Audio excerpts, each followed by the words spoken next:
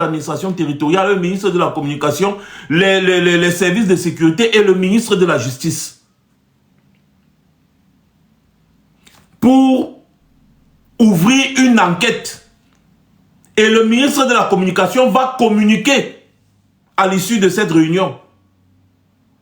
Et dire aux Camerounais qu'une enquête a été ouverte.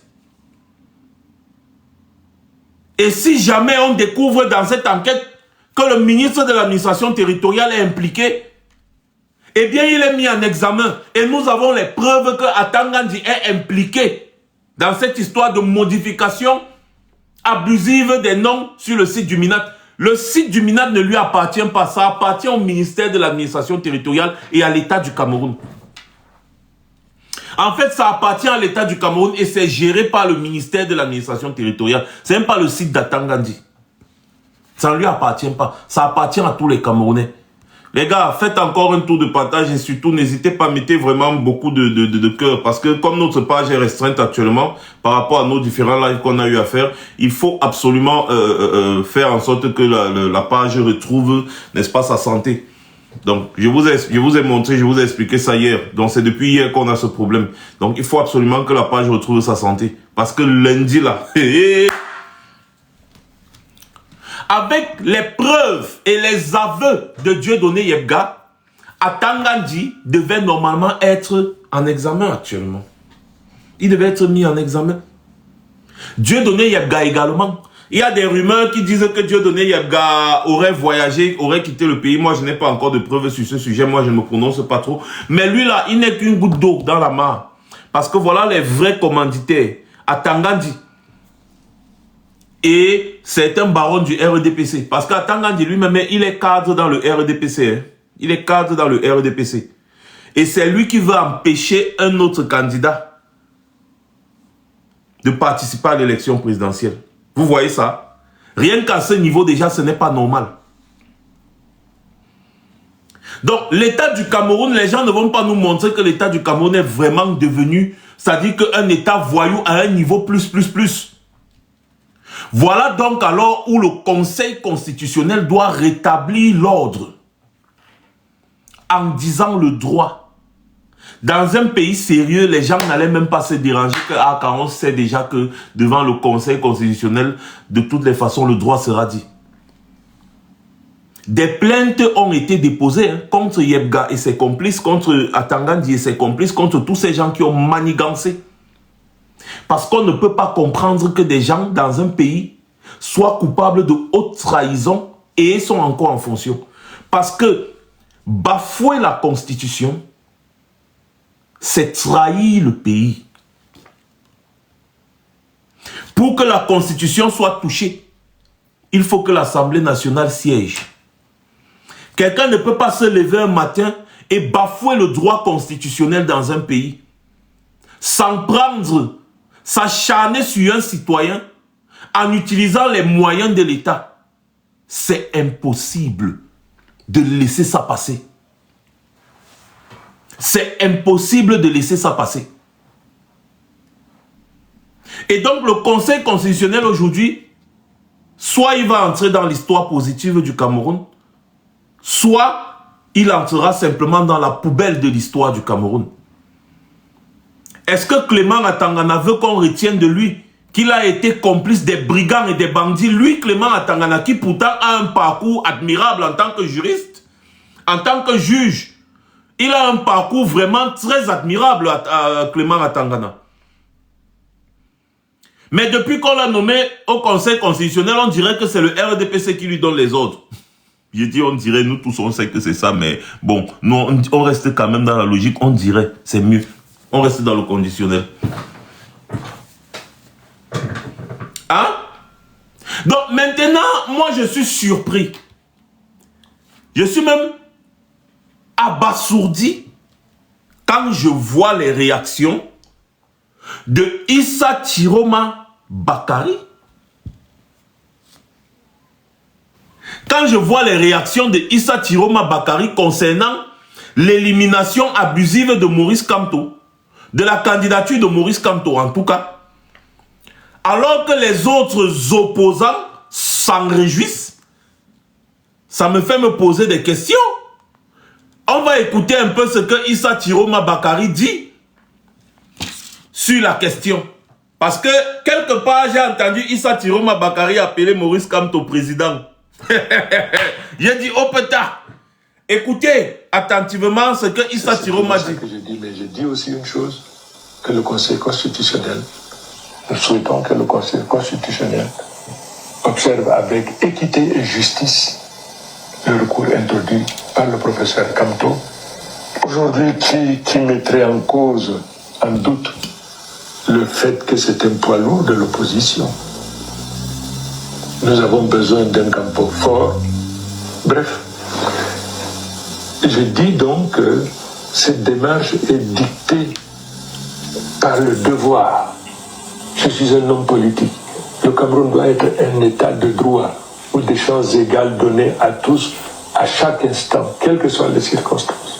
Si la justice est juste, s'il y a équité dans le partage, il ne devrait avoir aucun problème. S'il arrivait que le Conseil constitutionnel déclare irrécevable la candidature de Maurice Kamto, qui agit sous la bannière du Manidem désormais, quel conseil lui donnerions? Non, je ne peux pas donner de conseil à Kamto. Parce que l'amour de cette nation, sa grandeur, lui est chevillé au corps. Il sait ce qu'il a à faire. Le président Kamto est à l'écoute de la nation. Le peuple camerounais veut le changement, dans son immense majorité. Lui qui est amoureux de cette nation, qui sait ce qu'attendent les Camerounais, il saura ce qu'il faudra faire. C'est simplement ça que je dis, mais je dis aussi une chose, que le Conseil constitutionnel, nous souhaitons que le Conseil constitutionnel observe avec équité et justice le recours introduit par le professeur Kamto. Aujourd'hui, Vous avez écouté Tiroma, l'ancien perroquet de la République? Le gars dit que mon frère, le président Kamto, c'est un poids lourd. Et il dit encore que le président Kamto est à l'écoute de la nation. Il dit entre autres qu'il ne peut pas donner un conseil à Maurice Kamto parce que Maurice Kamto sait exactement ce qu'il faut faire.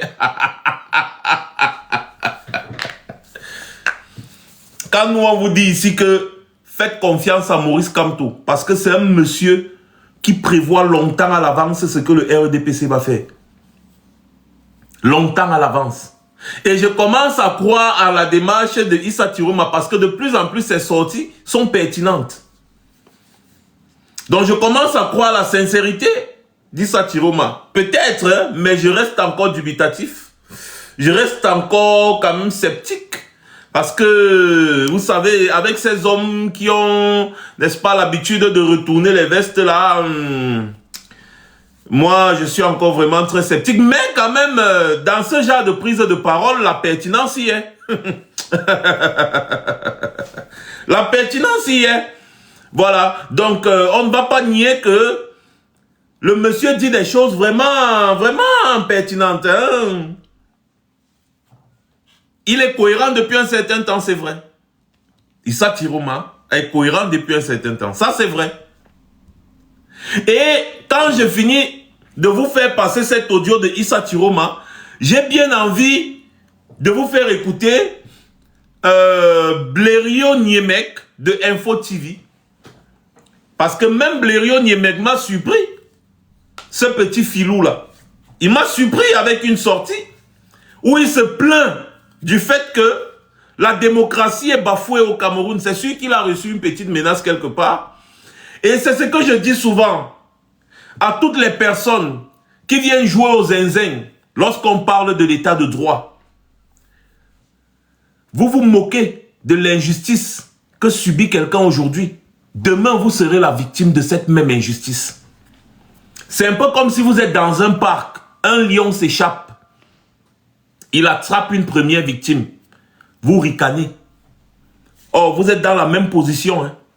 Quand le lion va finir de dévorer cette première victime, tu seras le suivant. Tu seras la victime suivante. C'est ça.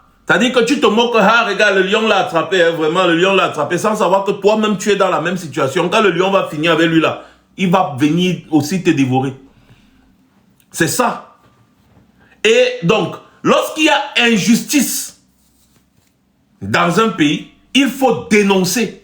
Même si vous n'êtes pas d'accord, même si c'est si mal, il faut dénoncer avec la dernière énergie l'injustice. Un pays doit être dirigé par la justice, l'équité. Parce que c'est la justice qui équilibre la société. Voilà. Donc, si vous êtes dans un secteur, vous êtes quelque part, il y a des gens qui passent le temps à agresser devant vos yeux, dans les marchés, dans les ceci, ils viennent, à chaque fois, ils agressent les clients. Vous êtes là, vous restez, vous ne dites rien. Vous voyez, celui-là même d'abord, le client là même, il voulait même d'abord montrer qu'il est quoi. En même temps, ces agresseurs sont en train de faire fuir les clients et donc ta marchandise, tu seras là, tu ne vendras pas parce que les clients vont fuir à cause des agresseurs. Mais quand les clients vont fuir, les agresseurs n'auront plus d'autre choix que de t'agresser toi. Donc, dès que vous voyez qu'il y a des agresseurs, des bandits autour de vous, qui s'en prennent aux clients dans votre marché, dénoncez-les. Il faut dénoncer ça. Sinon, demain, vous serez les prochaines victimes. Et donc, je vais vous faire écouter ce que Blériot Niemek dit, n'est-ce pas? Et moi, cette prise de parole m'a surprise parce que il a dit quelque chose d'extrêmement profond. Et sur une télévision comme Info TV, je suis sûr qu'il aura des problèmes. Écoutez. Attendez, je vais mettre d'abord le volume.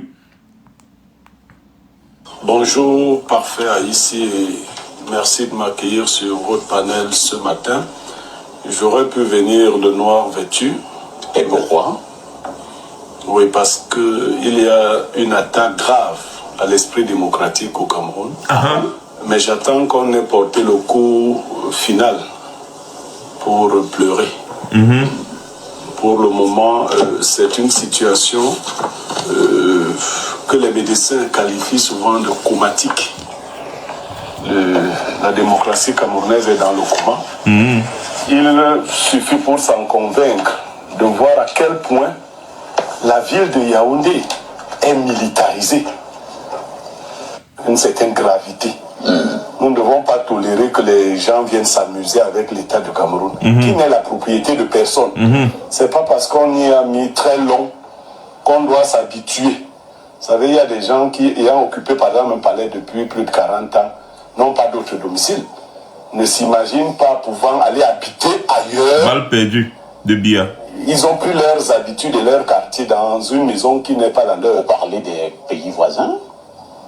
Donc, ces personnes-là, il faut qu'elles se disent qu'il y a une vie pour elles hors de cette maison qui n'est pas la leur. Ouais, vous avez suivi ça?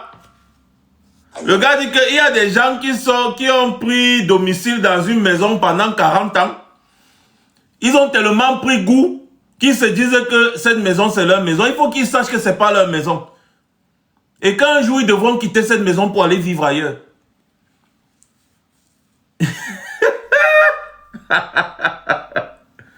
Tu sens que quelque part les gars ont été touchés.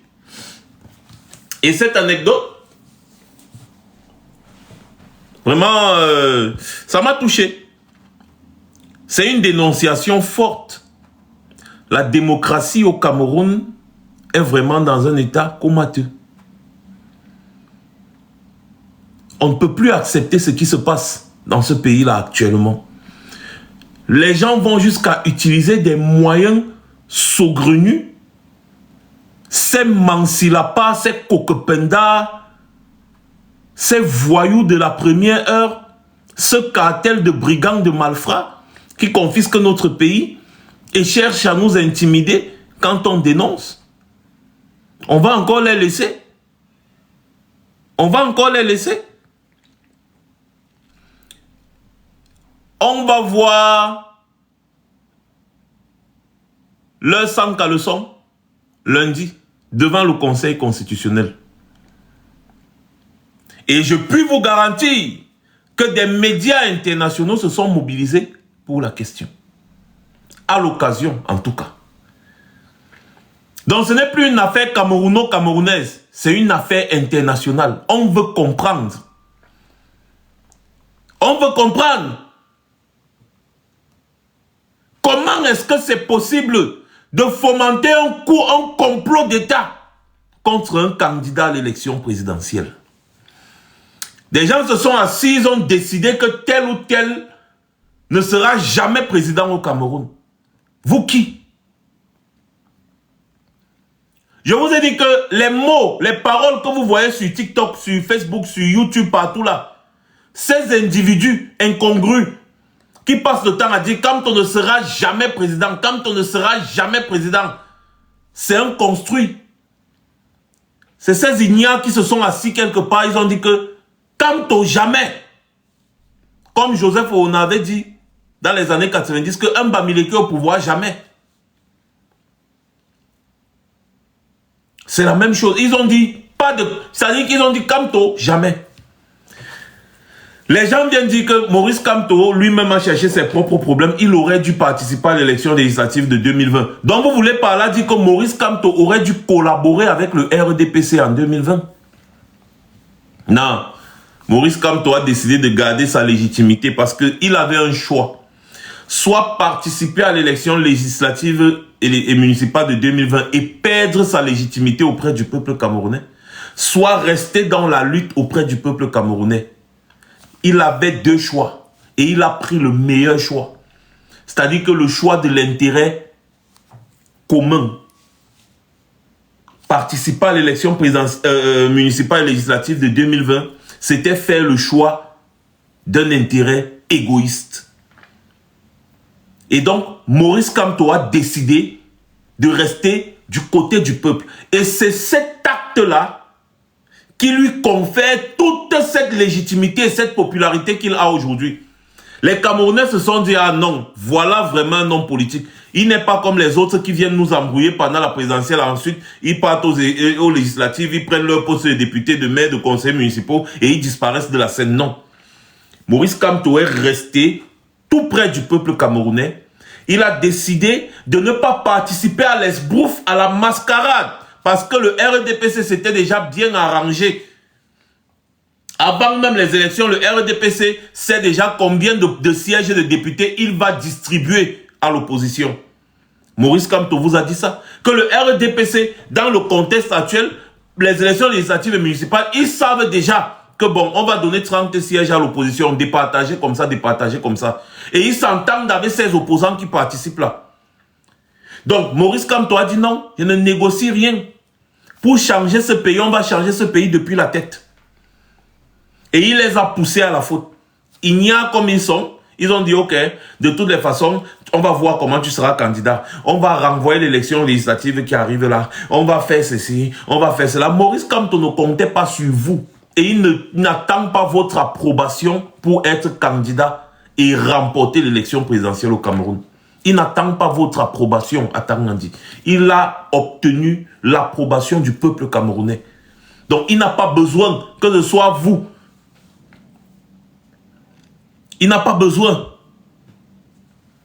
Vous n'allez pas être ceux qui donnent l'approbation à X ou à Y pour être candidat à l'élection présidentielle ou pas. C'est le peuple camerounais qui décide de choisir son président. Et en grande majorité, les Camerounais ont un faible pour Maurice Kamto. C'est d'ailleurs la raison pour laquelle vous vous acharnez sur lui.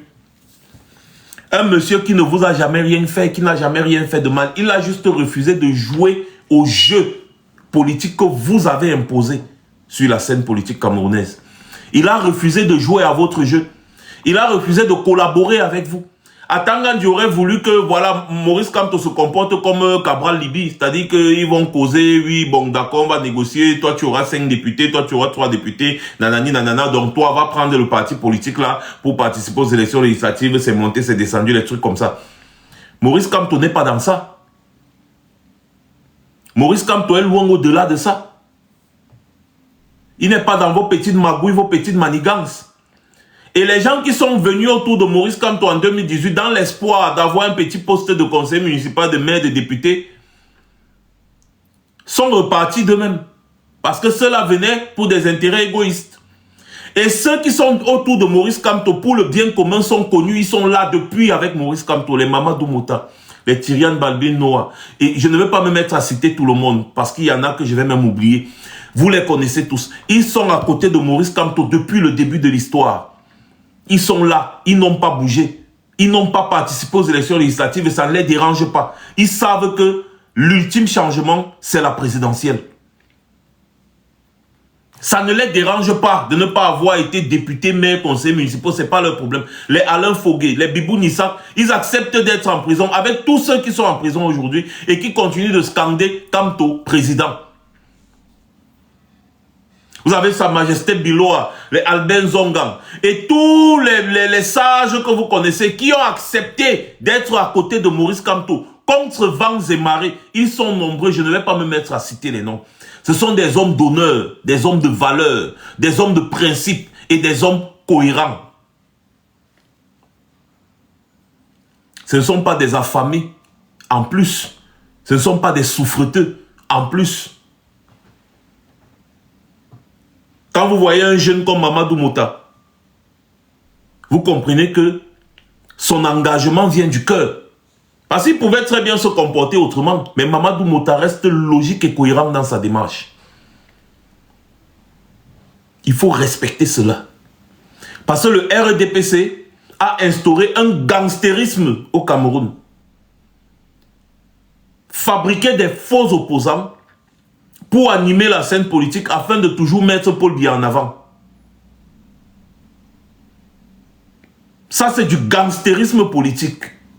C'est ce que le RDPC a instauré au Cameroun. Et donc, comme Maurice Kamto a refusé de participer à ce gangstérisme politique, ils sont en train de s'acharner sur lui. Et en même temps, ils veulent absolument briser les espoirs du peuple camerounais. Parce qu'il ne s'agit pas ici de Maurice Kamto, les gars. Il s'agit de vous. Ils savent que vous ne pouvez plus donner vos voix à Paul Biya. Ils savent que vous êtes prêts pour le changement. Ça se voit dans la vie quotidienne au Cameroun. Ça se voit dans la diaspora camerounaise. Ça se voit. Ça se voit. Donc ils savent que si on va aux urnes, Paul Biya n'aura même pas 2%. Ils le savent. Et encore avec l'avènement de la technologie, ils ne pourront plus manipuler les urnes comme ils avaient l'habitude de le faire parce que tous les smartphones, les sessions filmées, il y a les preuves et tout, c'est dérangeant. Et donc, la méthode ultime qu'ils ont trouvée, c'est d'aller, n'est-ce pas, s'en prendre à celui qui porte les aspirations du peuple. C'est du gangstérisme politique. Ce sont des brigands. Ils ont décidé de nuire aux espoirs du peuple camerounais, aux espérances du peuple camerounais. Ils sont conscients qu'ils n'ont rien fait pour vous. Ils sont conscients qu'ils n'ont aucun bilan à vous proposer, à vous présenter. Autant pour moi. Aucun bilan à vous présenter. Ils le savent. Donc, ils veulent utiliser des moyens de banditisme, de voyoutisme politique pour non seulement nuire à Maurice Kamto, mais nuire au peuple camerounais qui a donné, confié tous ses espoirs à Maurice Kamto. Parce que si vous portez vos argents en liquide et vous partez déposer dans une banque et que les gens viennent braquer cette banque-là, ce n'est pas seulement la banque qui a perdu, mais vous aussi vous avez perdu. Donc c'est votre argent qu'on vient braquer dans la banque. Et dans le cas d'espèce Maurice Kamto est la banque, et vous êtes des personnes qui avaient déposé votre argent dans la banque. Et ces brigands sont en train de dérober votre argent. Vous avez les moyens de défendre cette banque-là. Ne restez pas assis dans vos maisons en disant que de toutes les façons, la banque va essayer de se battre comme elle peut. Non, c'est votre argent. Donc c'est votre espoir, c'est de votre avenir qu'il s'agit. Ils veulent briser tous vos espoirs. Ne les laissez pas faire. Ce n'est pas une affaire de Maurice Kamto, c'est une affaire de chacun d'entre vous. En s'en prenant à Maurice Kamto, ils s'en prennent à vous individuellement, chacun d'entre vous. Ils ont passé plus de 40 ans à vous nuire, à vous détruire, à piller le pays, à vous torturer. 40 ans. Ils vous musellent, vous n'avez pas le droit à la justice. La justice, c'est pour eux, pour les plus forts. La corruption gangrène la société. Ils ont passé 40 ans à détruire le pays.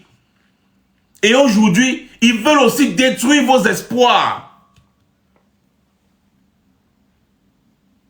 Ils veulent vous déshumaniser.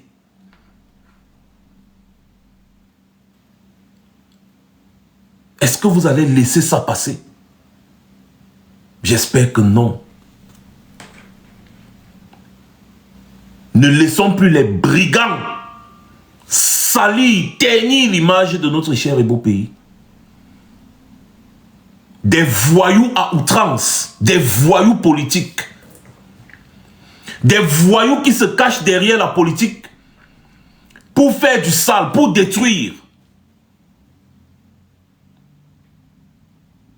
Des bandits de grand chemin, à la seule différence qu'ils portent des vestes et des cravates. Ils nous ont démontré ces jours-ci, à suffisance, quel est leur niveau d'immaturité.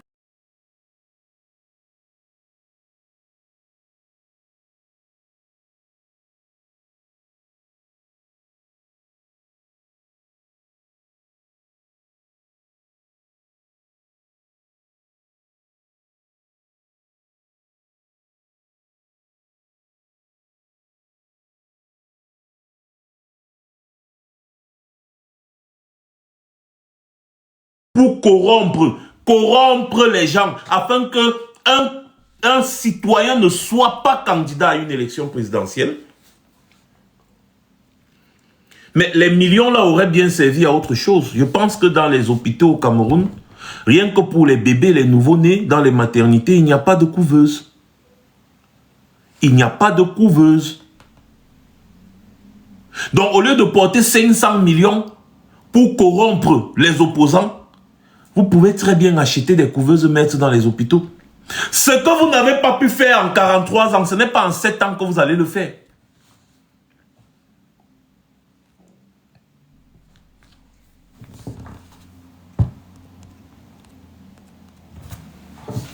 Ce n'est pas en 7 ans que vous allez le faire. Ce pays ne vous appartient pas. Qui vous a dit que le Cameroun, c'est votre propriété? Les Camerounais ont été...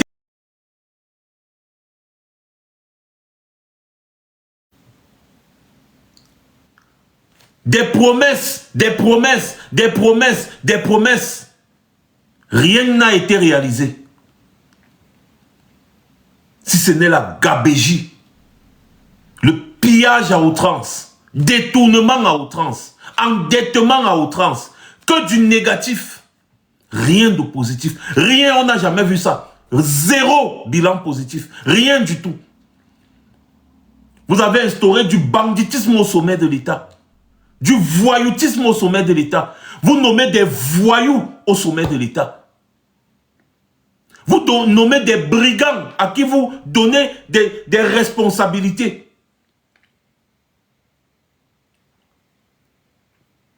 C'est quoi ces manières? Dans quel pays vivons-nous? À une époque, notre pays était respecté dans l'Afrique et dans le monde entier. Quand un Camerounais marchait, il pouvait être fier. Il marchait tête haute, poitrine bombée. Je suis Camerounais.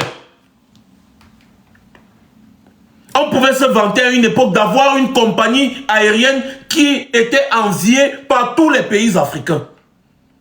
On avait atteint l'autosuffisance alimentaire. Aujourd'hui, en 2025, il y a des problèmes de famine dans notre pays. La famine. En 2025, il y a le choléra dans les grandes villes du Cameroun.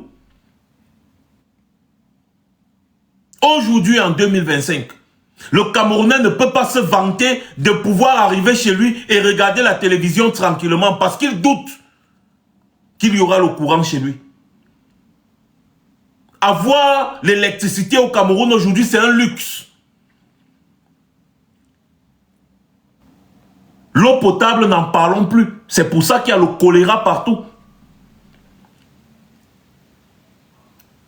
Le système de santé est le plus nul même de la planète. Le plus nul de la planète, le système de santé au Cameroun. Le plus nul. Quelqu'un a un accident grave, il arrive aux urgences, on demande aux gens qui l'ont amené de donner l'argent pour acheter les gants afin de pouvoir prendre soin de lui. Il faut acheter les gants, il faut acheter la seringue, il faut acheter les compresses, il faut donner l'argent pour le carnet, il faut ceci. Système de santé nul, le plus nul du monde.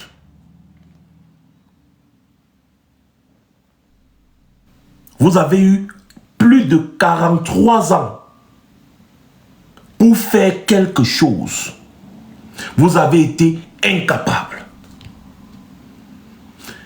Donnez la possibilité à un autre Camerounais d'essayer avant même d'échouer. Sauf que dans le contexte actuel, c'est impossible de faire moins que ce que vous avez fait. Ou alors c'est impossible de ne pas faire mieux.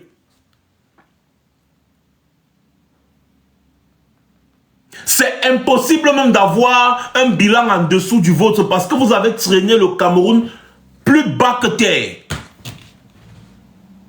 On croyait avoir touché le fond, mais non, vous continuez de creuser. Comment dans un pays, le ministre de l'administration territoriale peut organiser un complot dans le but de nuire à un citoyen?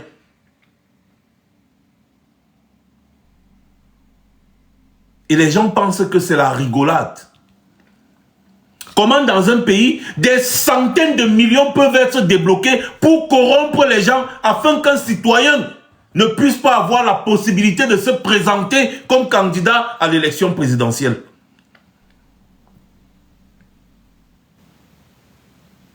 Et vous croyez que les gens vont tolérer ça jusqu'à quel niveau? Quand on veut parler, vous vous acharnez sur les gens en disant « Ah, il appelle à l'insurrection. Ah, il veut déstabiliser le pays. » On déstabilise ce qui est déjà déstabilisé. S'il y a des gens qui ont un comportement insurrectionnel au Cameroun, c'est bien vous.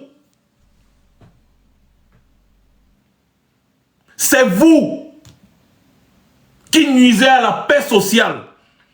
C'est vous qui instaurez le tribalisme pour diviser les Camerounais, pour semer la haine entre les Camerounais, les enfants d'une même nation. C'est vous.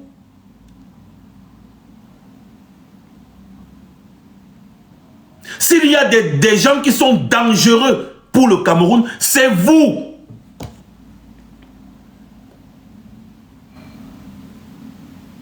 C'est vous qui luttez contre les intérêts du peuple camerounais.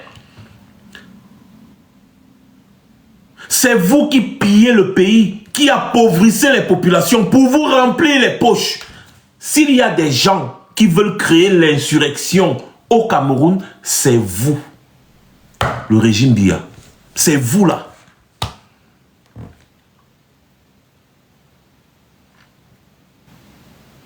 Qu'est-ce que Maurice Kamto vous a fait?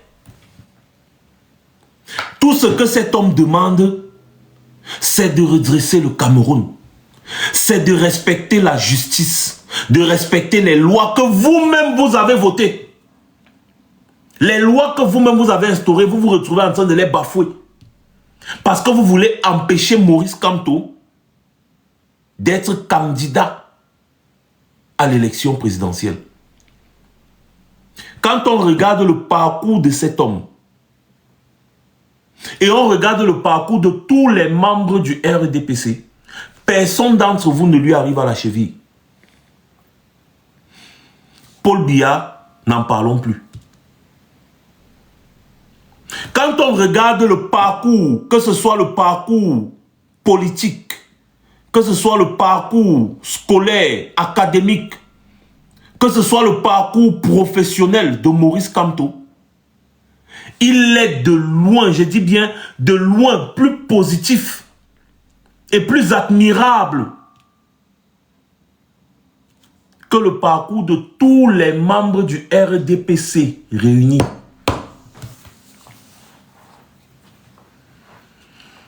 Donc vous ne pouvez pas utiliser l'argent du peuple camerounais pour empêcher le peuple camerounais de choisir un homme aussi honorable et respectable comme Maurice Kamto pour être leur président.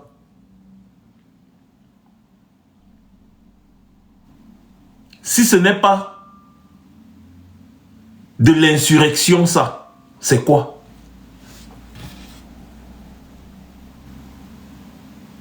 Si ce n'est pas vouloir créer de l'insurrection, c'est quoi?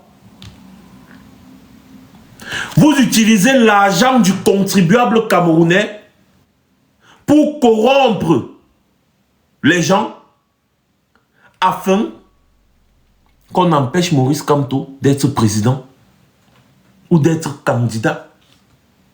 Ce n'est pas vouloir créer l'insurrection, ce n'est pas déstabiliser, même si le Cameroun est déjà déstabilisé, c'est-à-dire que vous réussissez l'exploit de déstabiliser ce qui est même déjà déstabilisé.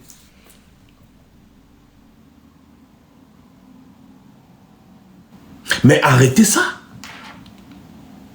Vous êtes arrivé à un niveau extrêmement grave parce que pour moins que ça, il y a eu des guerres dans des pays. Pour moins que ça, il y a eu des guerres dans des pays. Pour moins que ça, pour moins que ce que vous êtes en train de faire, des pays ont succombé à un cycle de violence qui a duré des dizaines d'années. D'autres pays, jusqu'aujourd'hui, n'ont toujours pas trouvé un semblant de stabilité à cause des dirigeants véreux comme vous là.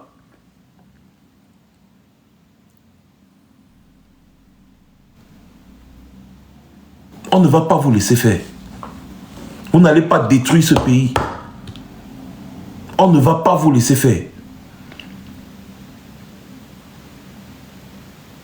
L'Afrique est toujours la risée du monde à cause des ignares comme ça.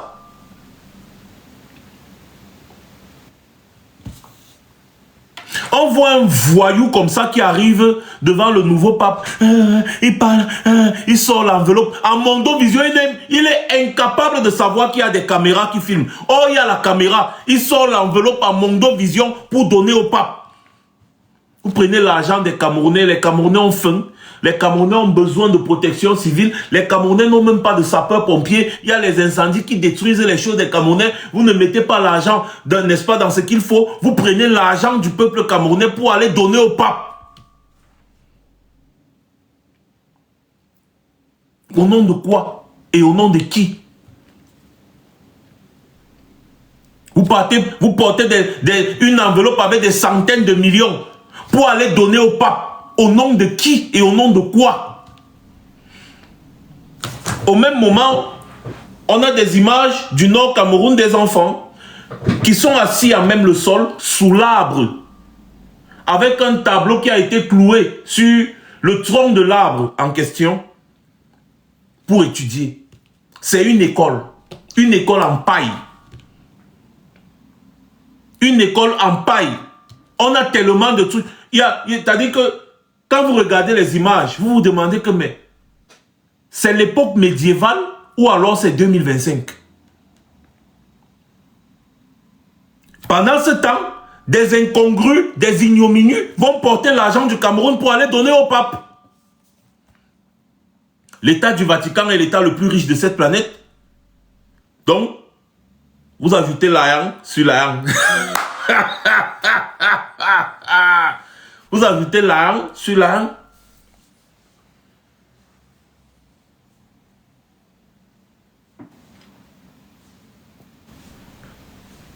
Non.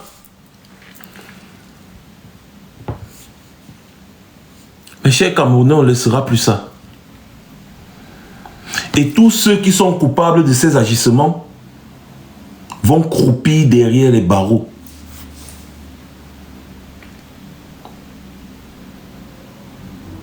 Notre pays mérite mieux. Notre pays mérite mieux. Ne vous laissez pas distraire par les individus qu'on envoie sur les réseaux sociaux vous raconter des bobards et des histoires.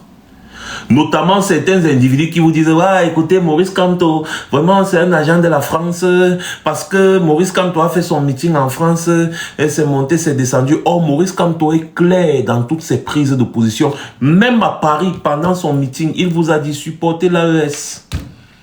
Vous connaissez très bien quels sont les rapports entre l'AES et la France. Supportez l'AES. Supportez aussi les jeunes présidents sénégalais.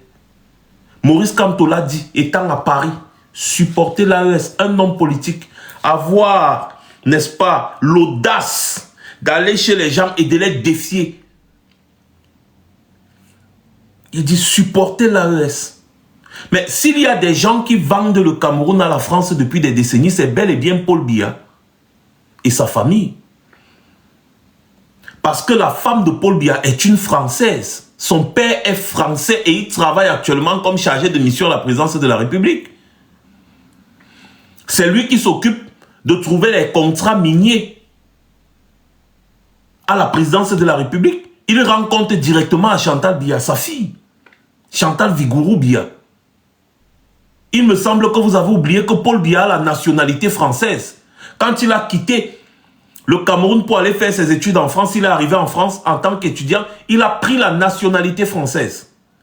Quand Paul Biya quitte de la France pour venir au Cameroun, il vient sous recommandation de Louis-Paul Ojula, avec une lettre de recommandation bien écrite et signée par Louis-Paul Ojula, et il remet cette lettre-là à Ahidjo. Paul Biya n'a jamais mentionné quelque part qu'il était français et qu'il a renoncer à sa nationalité française. Aucun document, nulle part, ne démontre ou ne signifie que Paul Biya a renoncé à sa nationalité française. Paul Biya est français depuis. La femme de Paul Biya est française, Chantal Biya, elle est française depuis. Elle a la nationalité française. D'ailleurs, Franck Biya a la nationalité française également. Tous les enfants de Paul Biya ont la nationalité française. De Franck Biya jusqu'à Junior. Les enfants de Chantal Biya, les jumeaux et consorts, tous ont la nationalité française. Ils ont tous le passeport français.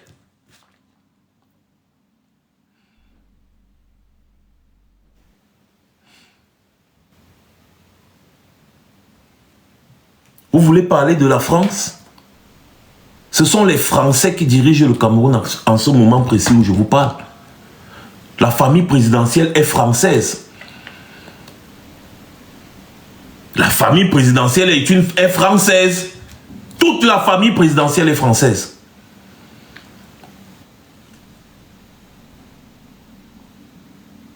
Donc, ne vous laissez pas distraire par ces individus. De temps en temps, laissez-les parler seuls. N'allez même plus chez eux. C'est-à-dire que allez même chez eux pour débattre de quoi. N'allez plus chez eux. L'un n'est pas ça. On doit former un bloc autour de Maurice Kamto. Maurice Kamto va prendre le pouvoir dans ce pays-là. Par tous les moyens possibles. Je le dis encore ici. Ne respectez pas le droit. Et vous ne devrez pas vous plaindre le moment venu si d'autres moyens sont utilisés. Ça, je vous le garantis. Soit vous avez la possibilité aujourd'hui de respecter le droit, comme c'est écrit, comme ça se dit. Ou alors, vous allez ouvrir une autre porte qui vous sera très impossible. Je dis bien très impossible à fermer.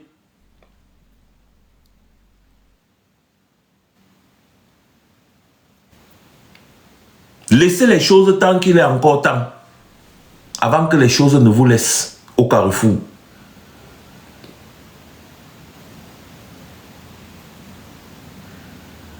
Si tu empruntes le chemin de je m'en fous, forcément tu vas te retrouver au village de si je savais. Le dernier rempart entre les moyens de droit, c'est le Conseil constitutionnel lundi. On va donc voir, avec tous les éléments qui ont été réunis, si le Conseil constitutionnel va cautionner le faux, l'usage de faux, le faux en bande organisée, le banditisme et le gangstérisme d'État. Parce qu'il vous a été démontré ici par des juristes chevronnés de A plus B que la candidature de Maurice Kamto ne souffre d'aucune contestation. Ce n'est pas une histoire qu'on va raconter ou une histoire. Non. Et avec les audios de Yebgake, de ce connard que nous avons là, il est clair qu'ils ont monté un complot pour avoir un motif de rejet de la candidature de Maurice Kamto, même si le motif ne tient pas. Parce que Yebga, que vous voyez, n'est plus militant du Manidem depuis 2018. Il a été exclu. Parce qu'il avait un comportement qui allait à l'encontre des valeurs du Manidem. Et il a volé l'argent du Manidem. C'est un détourneur de fonds publics.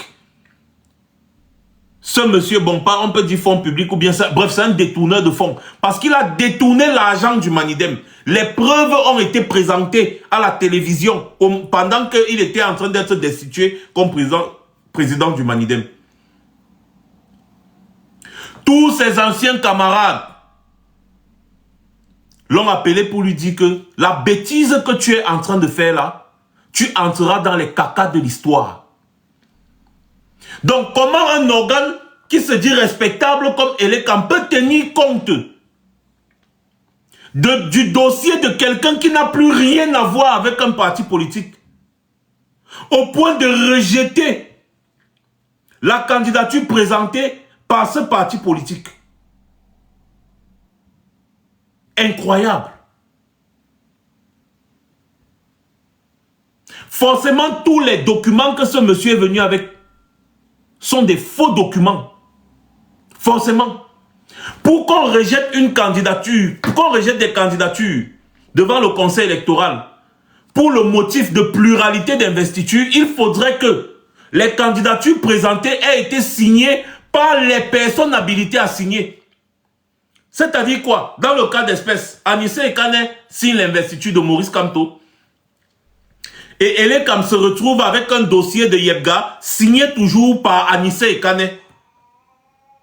Dans ce cas, c'est normal que Elekam rejette les deux candidatures pour pluralité d'investiture.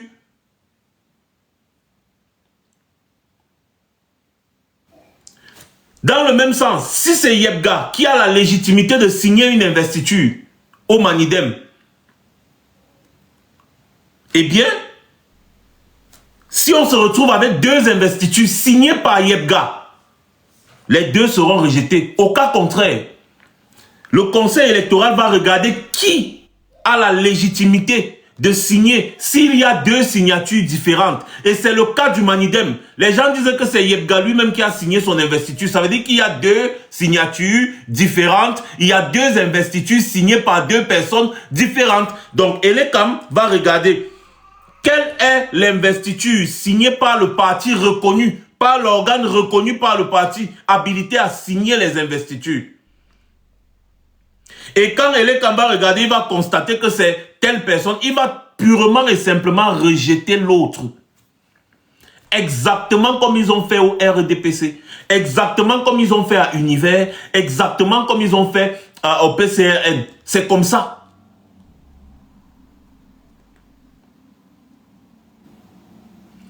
Mais ils ont pris des documents d'un individu qui n'est plus militant du parti.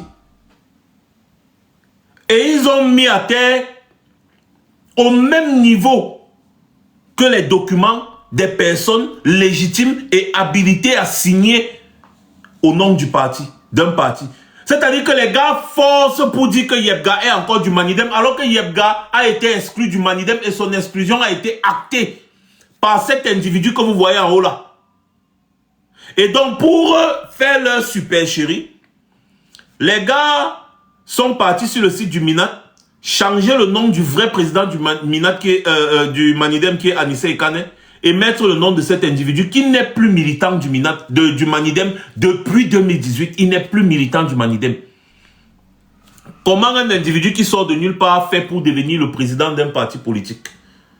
Donc il est le président d'un parti politique nommé par Atangadi. Ce que les gens là veulent faire, c'est quoi? C'est qu'ils veulent créer un conflit pour que le Conseil constitutionnel se déclare incompétent pour résoudre les conflits internes d'un parti politique et les envoie devant les tribunaux. Et maintenant, les tribunaux vont prendre le temps et la candidature de Maurice Kamto ne passera pas. Et à la fin, les tribunaux vont donner raison à Anissé Ekane et à Maurice Kamto, sauf que l'élection présidentielle sera déjà passée. C'est la démarche qu'ils ont entreprise, c'est-à-dire créer un conflit interne dans le Manidem. Sauf que pour que cela aboutisse, il faudrait d'abord que Yebga soit militant du Manidem et que Yebga ait contesté la présidence de Anissé Ekane pour le cas d'espèce. Anissé Ekane a été reconnu par l'administration depuis et il travaille depuis 2018, il travaille avec l'administration, il travaille avec Elekam. D'ailleurs, c'est Anissé Ekane qui a investi l'élu du Manidem, qui a participé aux élections législatives de 2020. C'est avec Anissé Ekane que Elekam travaille depuis. Il y a des lettres, des correspondances, des notifications signées par le directeur d'Elekam, signées par Atangandi, qui respecte la position et qui confirme la position d'Anissé Ekane comme président du Manidem. Cette position qui ne souffre de rien parce que les partis politiques sont des associations. Et l'association a ses lois, ses textes. Quand une association décide d'exclure un membre, l'État n'a pas le droit de mettre son nez dans son affaire pour dire que non, vous n'excluez pas le membre s'il sera là. Non. Et le membre en question a été exclu. Il ne participe plus aux activités de l'association. Il ne participe plus à rien venant de l'association. Il a été exclu. Et son exclusion a été actée. Et donc, le nom d'Anissé Ekane figurait sur le site du MINAT depuis 2018 jusqu'en 2025. C'est le soir où Yebga sort de nulle part dans la nuit pour aller soi-disant déposer la candidature au nom du Manidem que Atangandi entreprend de changer le nom d'Anissé Ekane pour mettre le nom de Yebga comme président du Manidem. C'est lui qui décide de qui va être président d'un parti politique ou alors c'est l'organe dirigeante du parti politique. Donc un parti politique fait son congrès, vote, ils ont voté pour Anissé Ekane. Lui, il a été mis en minorité. Il a décidé de créer le désordre. Il a été exclu. Depuis 2018, je répète encore, ça fait 7 ans. Et le parti politique a continué de fonctionner. Quand lui, il a été exclu, le Toto-Si, n'est-ce pas, a signé un communiqué pour reconnaître la présidence de celui qui a été élu légitimement devant tout le monde. Et donc, désormais, c'est lui le nouveau président. Et tout se passait normalement depuis 2018. Tant que les gars avaient une position où on ne soutient pas Maurice Kamto, tout allait bien. Mais dès qu'ils ont décidé d'investir Maurice Kamto, le bloc Kounia Fessi a décidé lui aussi d'utiliser des moyens de banditisme pour s'aimer le désordre. Sauf qu'ils sont partis prendre quelqu'un qui n'a plus rien à voir. Celui-ci n'a plus rien à voir avec le parti politique en question. Rien du tout. Il n'y a aucun conflit de leadership au Manidem. Aucun conflit de leadership. Ils sont partis encore prendre un ancien militant du Manidem qui normalement a démissionné du Manidem parce qu'il a été nommé par Paul Biya à la commission des droits de l'homme. Denis Kouebo. Ils partent le prendre pour appeler les gens du Manidem afin de les corrompre. Donner des chèques en blanc, que le montant que vous voulez, c'est notre montant. Retirer l'investiture à Maurice Kamto.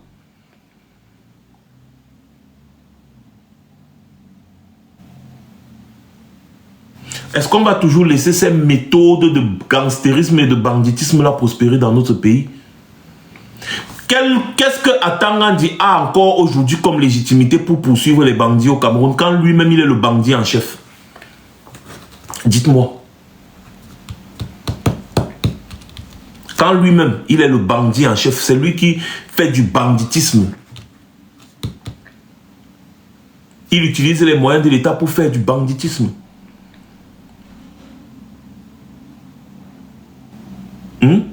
Celui-ci est coupable de faux et usage de faux. Lui également. Lui, il est coupable de haute trahison. Haute trahison, je le dis.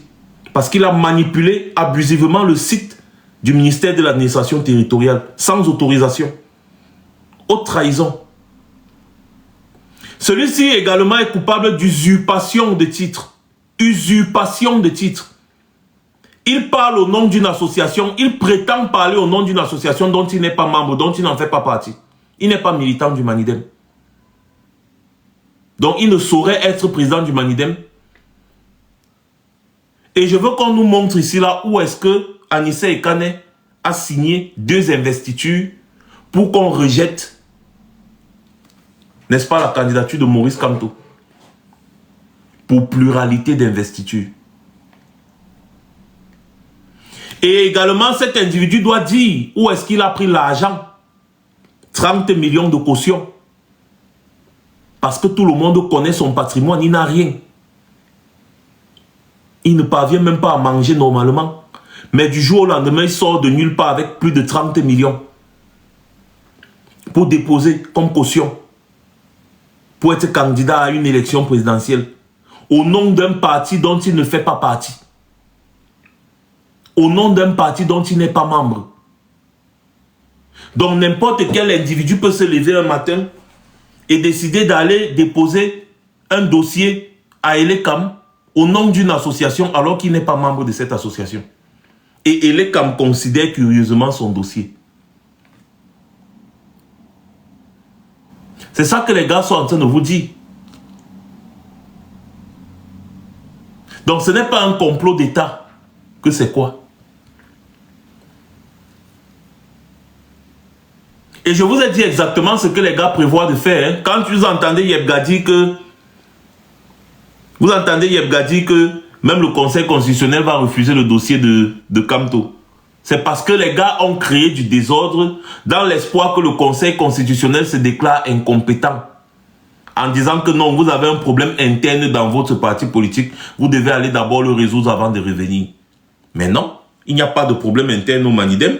Parce que ceux habilités à signer les investitures, comme ils l'ont toujours fait, sont présents.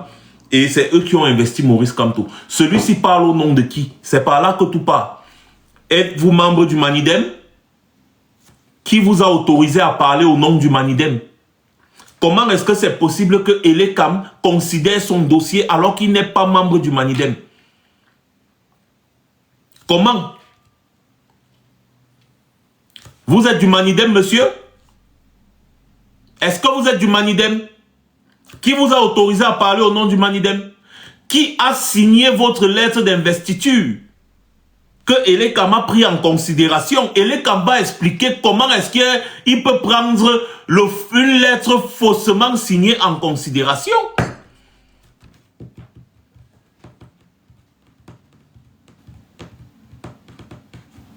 C'est par là que tout commence. Hein. Est-ce que vous êtes membre du Manidem? Qui a signé votre lettre d'investiture? C'est par là que tout commence.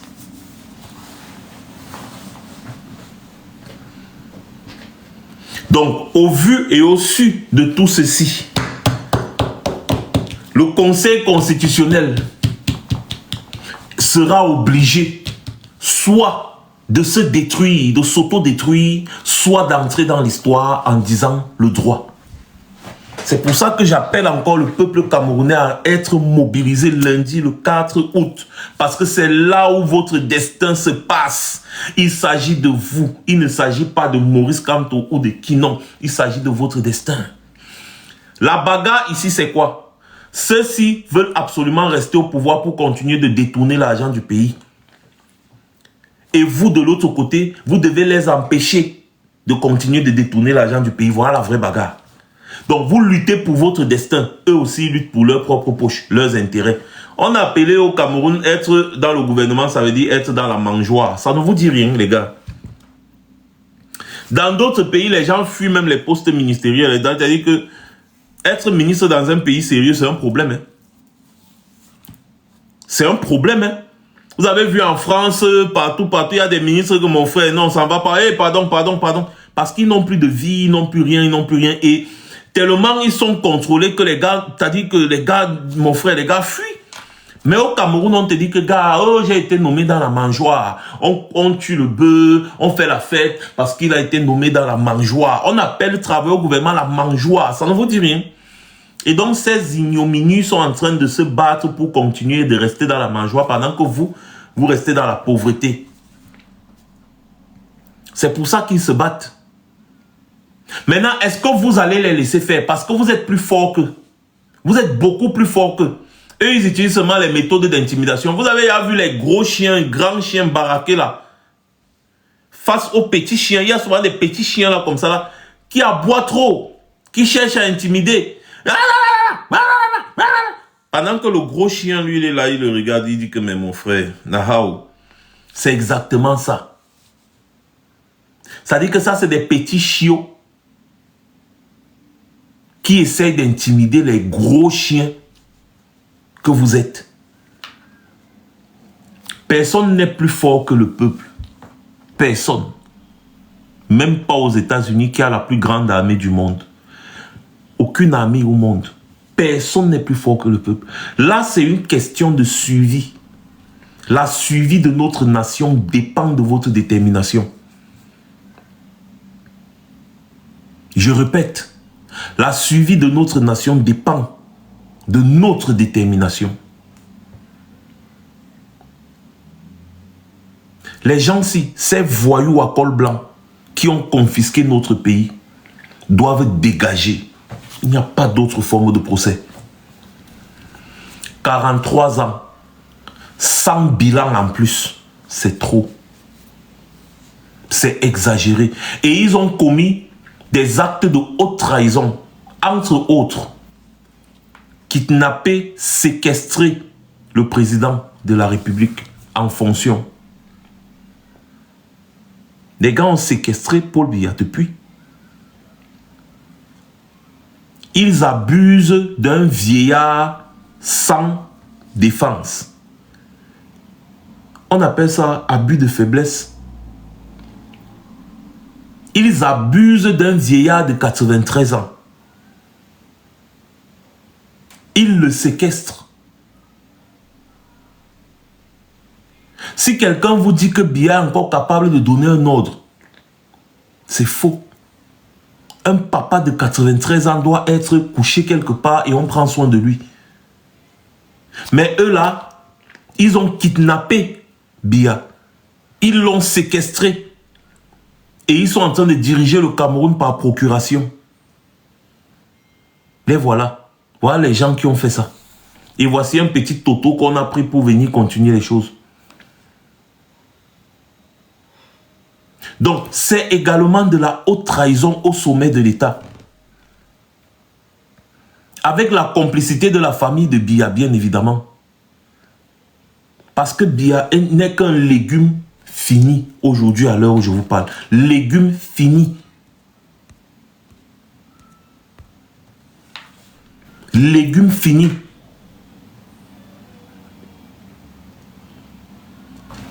Donc, l'histoire du Cameroun doit être écrite à partir du 4 août 2025. Il ne faut pas laisser les gens là jouer. Déjà, pour commencer, il faut leur montrer que vous êtes capable de vous mobiliser pour une cause commune. En sortant massivement le lundi 4 août, tout le monde dehors, on regarde le Conseil constitutionnel bafouer notre droit. Et après, advienne que pourra. Vous avez vu en Côte d'Ivoire, quand un acteur de l'opposition voit ses droits bafoués, toute l'opposition se mobilise pour défendre les droits de cet acteur de l'opposition. Parce que ce sont les vrais opposants qui font ça.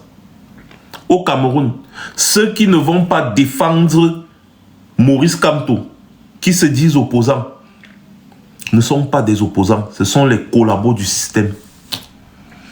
Parce qu'il est clair, les faits à l'appui, que Maurice Kamto est victime d'un complot d'État. C'est clair, les preuves sont là. Rien qu'avec les audios qui ont circulé là, n'importe quel opposant devait dire non, ça vous avez exagéré. Donc si vous ne voyez pas les opposants soutenir farouchement et appeler même leurs militants à soutenir l'état de droit, parce qu'il s'agit ici de l'état de droit, il ne s'agit pas de Maurice Kamto, à soutenir l'état de droit, si ces gars-là ne le font pas, je vous dis, les gars, ce ne sont pas des opposants, ils sont là pour accompagner le RDPC. Ils sont là pour accompagner le RDPC et après l'élection avoir des petits postes.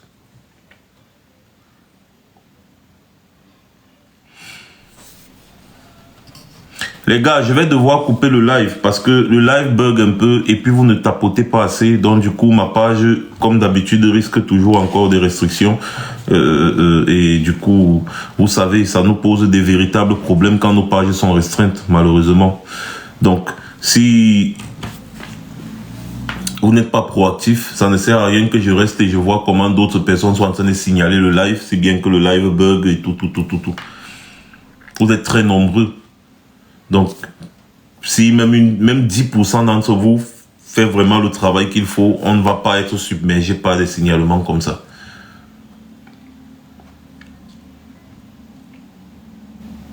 Donc, la vérité, c'est la vérité. C'est comme les fesses. Tu aimes, tu n'aimes pas, tu vas t'asseoir dessus. C'est ça. Et les faits n'ont pas de contradiction. Retenez ça dans votre vie. Les faits n'ont pas de contradiction. Le Conseil constitutionnel doit siéger, n'est-ce pas, et se baser sur la loi pour dire le droit. Et si le Conseil constitutionnel est impartial, c'est automatique, la candidature de Maurice Kamto est approuvée. Tout simplement. Pourquoi? Pour le simple fait que Yebga n'est pas militant du Manidem et Anissé Ekane n'a pas signé 2 investitures. C'est tout. Le Manidem n'a pas signé 2 investitures. On n'a pas besoin d'entrer dans le fond du dossier. On n'a pas besoin de trop débattre sur le dossier. Le Manidem a-t-il signé 2 investitures? Non. Fin du débat. Le candidat investi par le Manidem respecte-t-il tout ce que la loi a prévu? Oui. Terminé. Il n'y a plus rien. Les documents sont complets, l'argent a été payé, la caution a été payée là et tout. La lettre d'investiture est là en bonne et due forme, respecte. Il n'y a plus d'autres problèmes. Parce que lui là, il n'est pas militant du Manidem, il n'est pas membre du Manidem non plus. Il ne saurait parler au nom d'une association dont il n'en fait pas partie. Et l'État ne peut pas se dédier. C'est ce que vous devez comprendre. Les gens qui se dédient, qui travaillent, des ministres, qui font, c'est-à-dire que qui posent des actes, qui mettent en contradiction les premiers actes posés par l'État, normalement doivent être envoyés en prison. Parce que quand l'État dit quelque chose, l'État ne peut pas se dédier. Aujourd'hui, Atangandi ne peut pas écrire une note et dire que oui, Anissé Ekane est président du Manidem, et demain il écrit une note pour dire que oui, Yebga président du Manidem. C'est impossible. Que à minuit, Anissé Ekane est président du Manidem selon le MINAT, et à 5 h du matin, c'est Yebga qui est président du Manidem. Est-ce que c'est Atangandi qui décide qui doit être président du Manidem ou pas?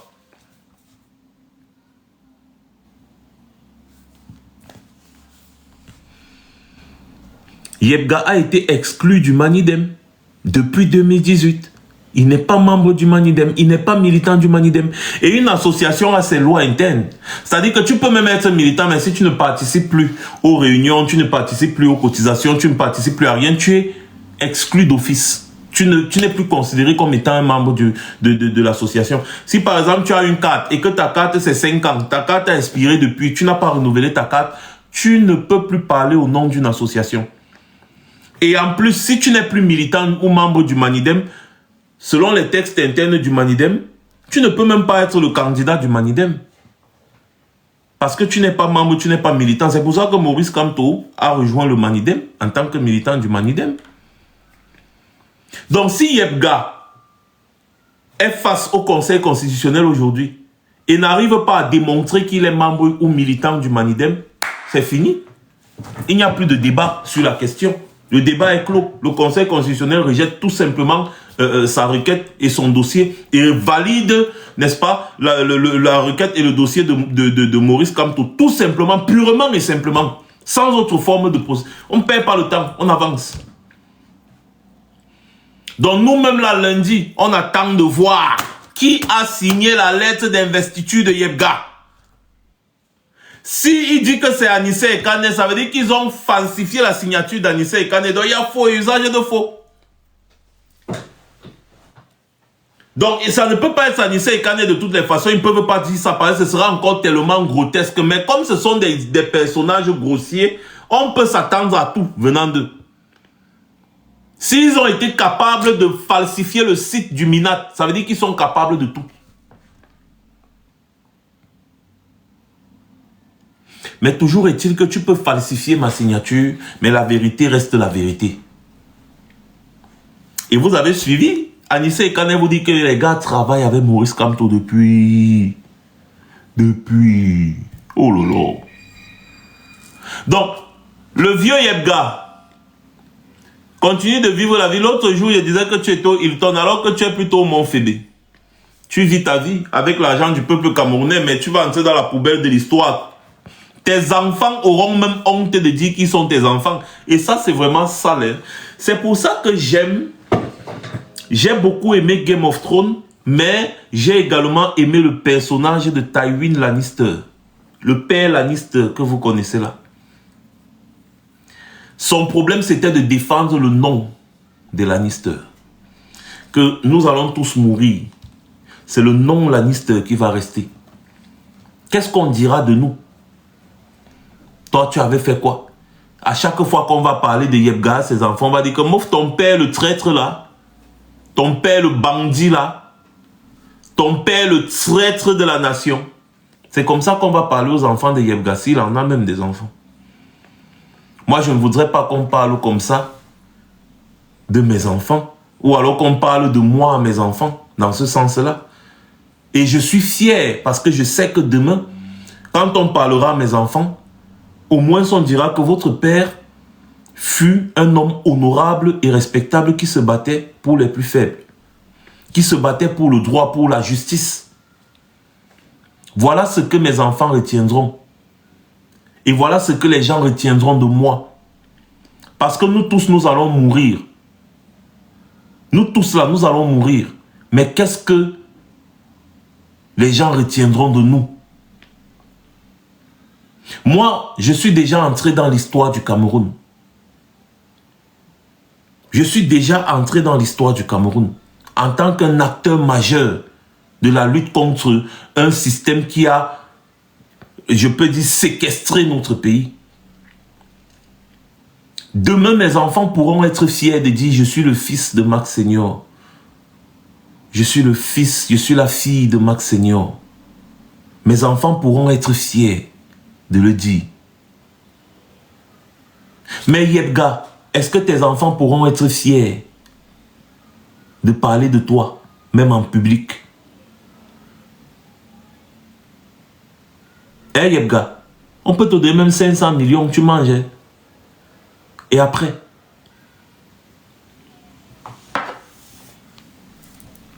Et après? L'autre, si n'en parlons plus, c'est-à-dire que, comment dire, lui là, on ne peut plus parler, parce que pour lui, ce n'est même pas seulement la poubelle, c'est les latrines. Lui là, entre dans les latrines de l'histoire. Et les gens comme lui là, leurs enfants vont changer de nom, comme les enfants de Bokassa. Tout comme les enfants Bia, ils vont changer de nom. Ils vont fuir, ils vont vivre cloîtrés. Comme les enfants des gens qui ont organisé le génocide qu'il y a eu au Rwanda en 1994. Ils vont vivre cloîtrés. La majorité d'entre eux vont fuir, aller dans des pays bizarres où il n'y a pas vraiment trop d'Africains, de Noirs et consorts, où on ne les remarquera pas. Ils vont tous changer de nom. Comme les enfants de Mobutu. Ils vont tous changer de nom. Tous, ils vont changer de nom. Vos enfants ne pourront même pas être fiers de dire que mon père était ministre. Mais c'est pas toi la fille d'Atangandje qui, non, moi, pardon, c'est une ressemblance.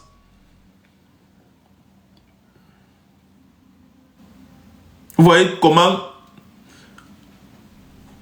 c'est sale à dire, même dire ça, c'est sale déjà. Mais c'est une réalité. Et vous verrez, Moi, je vais aller rendre visite à Atangandi en prison. Moi, je vais aller lui rendre visite en prison. Parce que le moment là va arriver. Je vais aller en prison. Je vais rendre visite à Atangandi. Et ce sera filmé. Vous allez voir l'individu là, en prison.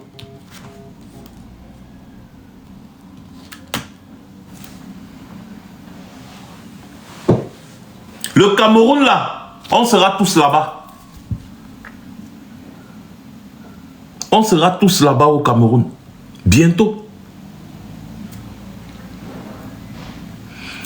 Les enfants du Burkina Faso étaient en exil au temps d'Alpha Condé.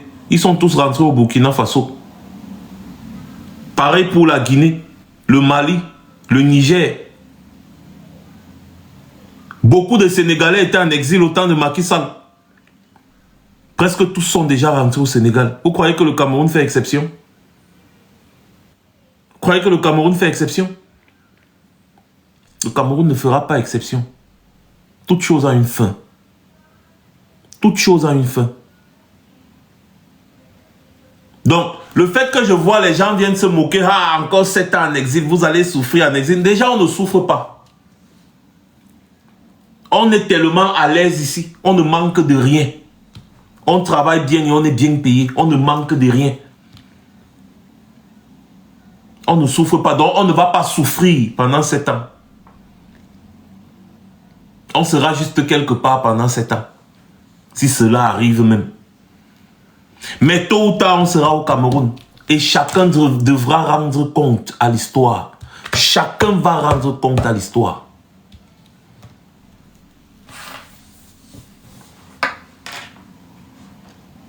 C'est ça. Les partisans d'Ousmane Sonko qui étaient en exil étaient toujours menacés par les partisans de Macky Sall. Ah, c'est ça. Quand Ousmane Sonko a été mis en prison avec Diomaye Faye, il fallait voir les partisans de Macky Sall. Il faut respecter la République. Les institutions, nous on protège les institutions. Ils ont toujours ce mot-là. On protège les institutions alors que les gars protègent leur poche. Mais ils sont où aujourd'hui? Macky Sall lui-même a fui le Sénégal. Il est parti demander le travail à Macron et Macron l'a nommé comme ambassadeur ou c'est de quoi de la France. Un ancien président. Il ne peut même pas rester dans son propre pays. Il fuit. Ses enfants sont où aujourd'hui? Ces ministres qui faisaient du sale sont où? J'ai aimé la sortie d'Ousmane Sonko. Où il disait aux gendarmes qui le maltraitaient tout le temps qu'un jour dans ce pays, vous vous rendrez compte. Et un jour, il a fait une conférence quand il a été nommé Premier ministre par Diomaye Faye, quand ils ont pris le pouvoir. Il a fait une conférence et il a dit que, ok, les officiers de gendarmerie, les officiers de la police qui abusaient des droits des citoyens là, leur est venu de rendre compte. Ah oui! Ah oui! Allez suivre l'actualité du Sénégal. Parce que les gens pensent toujours que non, ça va rester, cette situation sera éternelle, on va toujours abuser des droits des gens, on va toujours faire, oh machin patati patata. L'arrogance, jusqu'au moment où ça vous tombe sur la tête, que zang, vous ne vous rendez pas compte. La majorité des ministres de Macky Sall ont fui, d'autres sont en procédure judiciaire et consorts. Eh oui, à tout moment, ça change. Donc, continuez à Atangandi avec vos arrogances bizarres là. Continuez. Quelqu'un qui ne peut même plus aller dans son propre village parce qu'il a fait du sale. Est-ce que vous savez que cet homme a formé un gang de faux Amba Boy qui avait pour but d'aller commettre des exactions pour qu'on accuse les vrais Amba Boy? Il pense qu'on a oublié les différents massacres de Menkapiyine. Les massacres de Menkapiyine, on a oublié. Il pense qu'on a oublié Florence Ayafor parce que c'est les Ambaboy d'Atangandi qui s'en sont pris à beaucoup de personnes là-bas au Nozo. pour qu'on accuse les vrais Ambaboy. Attendez, non? Vous allez voir quand les vraies enquêtes seront ouvertes. Ce sont eux qui ont envenimé la situation au Nozo. Et ce sont eux qui se remplissent les poches dans l'argent de la guerre. À Tangandi que vous voyez là. Ils ne veulent pas que la guerre s'arrête là-bas. Parce qu'il y a beaucoup d'argent qui se font sur le dos de cette guerre-là. Cet individu-ci. Je vous parle de la crise anglophone. Je peux vous parler de la genèse de la crise anglophone jusqu'au bout. De ce que ce type-ci a fait dans cette... Il ne peut pas aller là-bas, mettre ses pieds là-bas, qu'il part, machin, dans son village, sans cortège lourdement armé. Il fait l'erreur. Il ne rentre pas. Et il le sait. C'est parce que le pays là est ce qu'il est, que Atangandi est toujours au poste où il est là. Il a fait trop de sale dans ce pays. Trop de sale. On connaît, nous sommes au courant de tout ça. Il a fait du sale dans ce pays. Et tout cela, le régime RDPC va tomber. Et à Tangandi, tu ne peux pas fuir. Tu ne peux pas fuir. À l'heure où je te parle, à Tangandi, tu es surveillé 24 heures sur 24 par beaucoup de Camerounais. Beaucoup de Camerounais. 24 heures. C'est-à-dire que tous tes faits et gestes sont scrutés à la lettre. Par beaucoup de Camerounais. Tu ne peux pas imaginer. Tu ne peux pas imaginer. Si on le laisse un peu dehors, que bon, voilà Tangandi, mais les gens vont le discuter. Les gens vont le discuter. Yebga même c'est rien, c'est un petit toto. Non. Je dis à Tangandi là, on le prend un peu comme ça, on le laisse un peu dehors. Comme ça, sans garde du corps, sans machin, ça, les gens vont le discuter.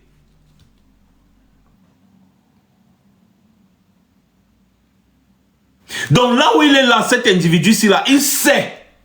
Et c'est pour ça qu'il fait feu de tout bois pour absolument rester là. Parce qu'il savait que si on continue de maintenir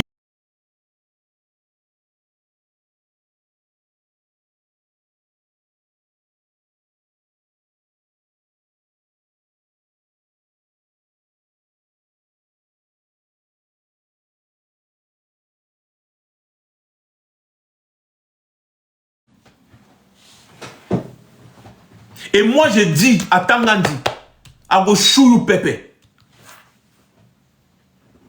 Nami di tell you so. I will give you some sokotos where you did never forget me. Nami di tell you so à Tangandi. Let's wait and see. Your time is coming at Tangandi. And Max Senior is coming for you.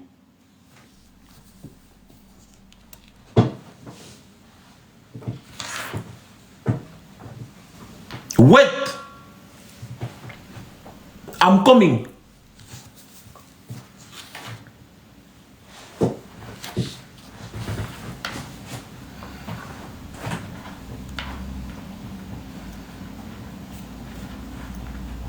Mr. Moulinex.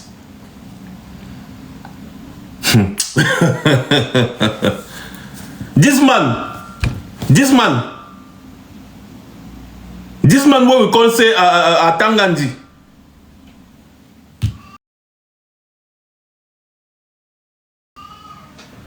I will take you for hell.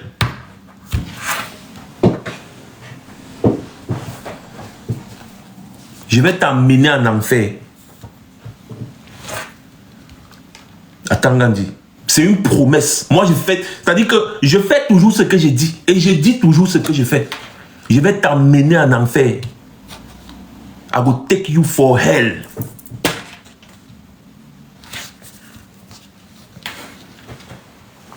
Et ça, c'est une promesse.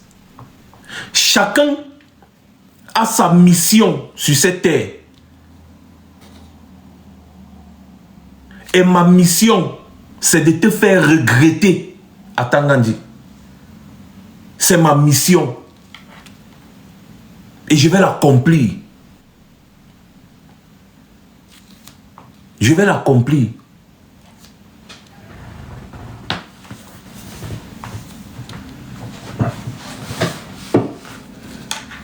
Na pidgin where the talk. If I talk good English, you will never hear me. Na pidgin where the talk. So you can understand well.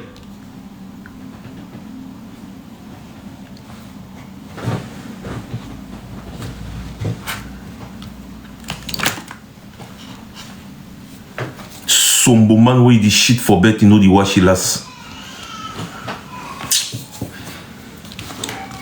My country people. Bref, les gars, moi, j'ai encore fait mon speech aujourd'hui et je suis clair sur la question. Ne soyez pas des spectateurs de votre propre histoire.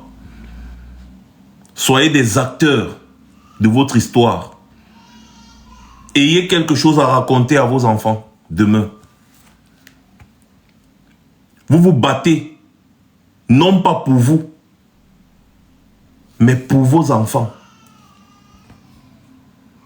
N'acceptez pas que vos enfants vivent ce que vous êtes en train de vivre actuellement. Ça veut dire que vous aurez échoué. Ne confiez pas vos combats d'aujourd'hui à vos enfants.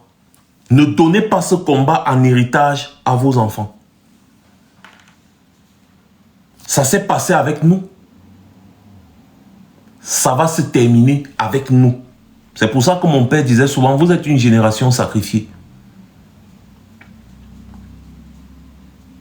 Nous n'allons pas confier notre combat à nos enfants. Nos enfants doivent connaître un Cameroun, un pays meilleur. Ils doivent vivre une meilleure vie que la nôtre. Les gens qui font dans l'égoïsme et consorts là, je ris. Vous allez dire, ah, de toutes les façons, moi je me bats jusqu'à ce que ta boutique brûle. Ah, de toutes les façons, moi je me bats jusqu'à ce que tu empruntes l'axe lourd, Yaoundé doigts là, et puis brum pum pum pum. Souvenir Cabrel Nandip.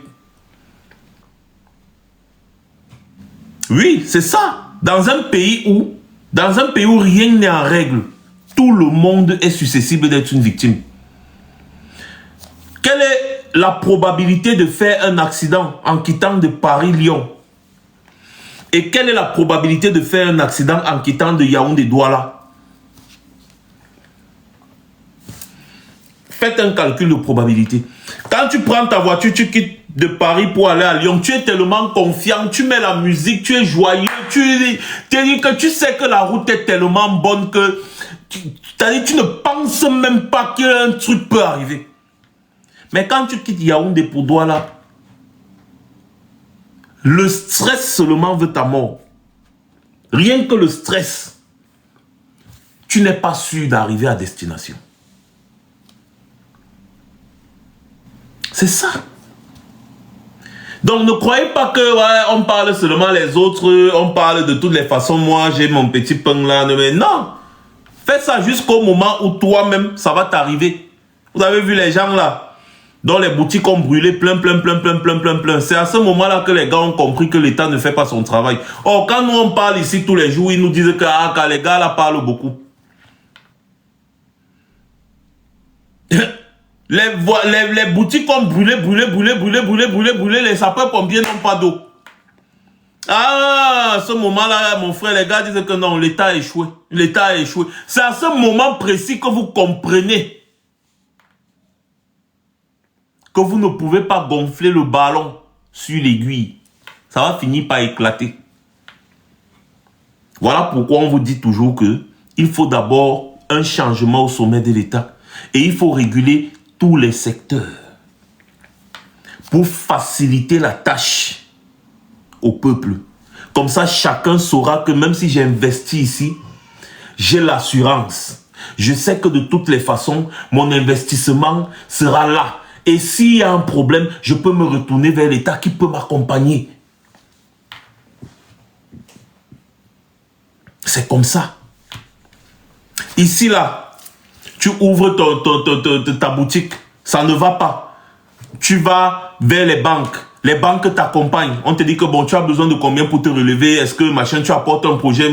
Allez, la banque vient, on te soutient. L'État même te soutient, il suffit d'écrire une lettre. Tu pleures. L'État vient et dit que bon, comme tu as perdu, bon, d'accord, on va essayer de t'aider dans tes sens. Déjà, la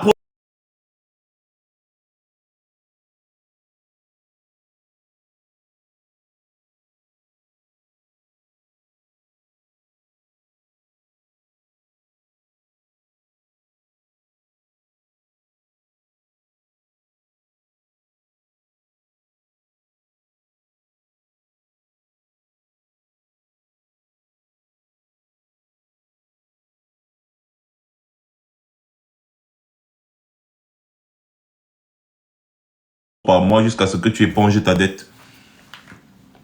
On te facilite les tâches. À chaque fois, on te facilite les tâches. Il y a les assurances. Tu ne risques pas de te faire tourner en rond par une assurance lorsque tu as droit. L'assurance fait son devoir, te rembourse.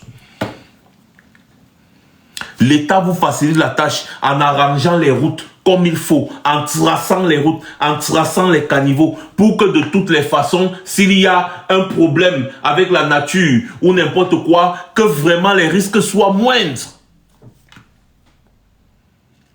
L'État facilite l'accès à ta boutique. L'État sécurise. Du genre, tu pars faire tes courses, tu ne paniques pas que